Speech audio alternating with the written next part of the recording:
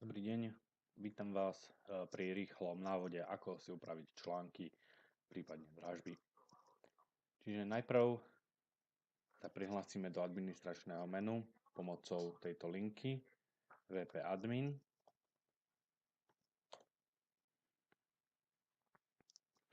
Potom zvolíme používateľské meno a heslo, ktoré vám bude zaslané.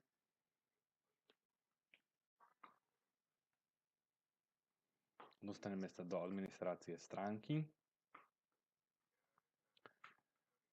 Samotné stránky upravujeme všetky stránky. Tu môžeme vidieť všetky stránky, ktoré máme momentálne nahodené.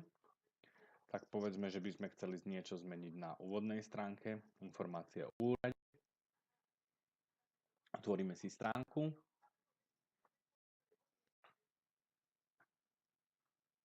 Tu už vidíme vlastne, z čoho sa naša stránka skladá.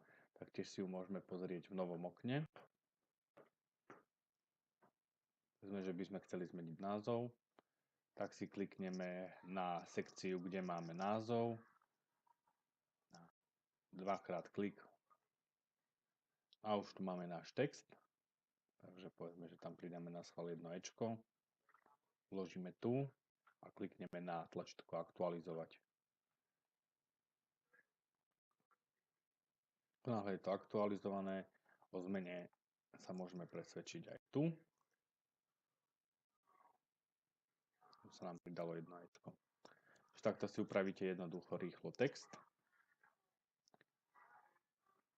Teraz to dáme naspäť. V poriadku. Keby náhodou treba upraviť sekciu Tools, takže si ju tiež len otvoríme pomocou upraviť a pozrieme sa. Tu je nadpis a vo vizuálnom máme presne, čo tam napísané. Taktiež len upravíme, uložíme a dáme aktualizovať. To by bolo všetko v tejto problematike. Ďakujem za pozornosť, prajem pekný deň.